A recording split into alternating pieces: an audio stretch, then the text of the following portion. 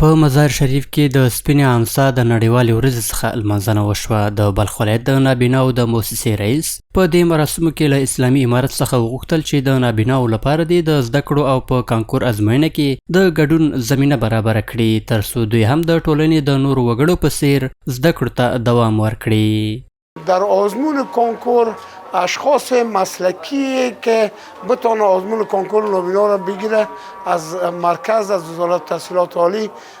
خواهش ما میسته که همون افراد استخدام بکنن. په دې غونډه کې په پوهنتونونو کې د تحصیلي فرصتونو برابرولو سربیره په دولتي ادارو کې د کار زمینه برابرول او د نابیناو لپاره د غوره روغتیايي خدمتونو وړاندې کول هغه غوښتنې وي چې د ګډونوالو له لوري پرې ټینګار وشو. مسئولین و از همشهریان عزیز ما که در یک جامعه با هم زندگی میکنیم، توقع ما به عنوان یک آدم نابینا و توقع کل معلولین این است که ما را به عنوان نه مثلا از حق خود بر ما بتن و نه حق ما را پایمال بکنن، فقط به عنوان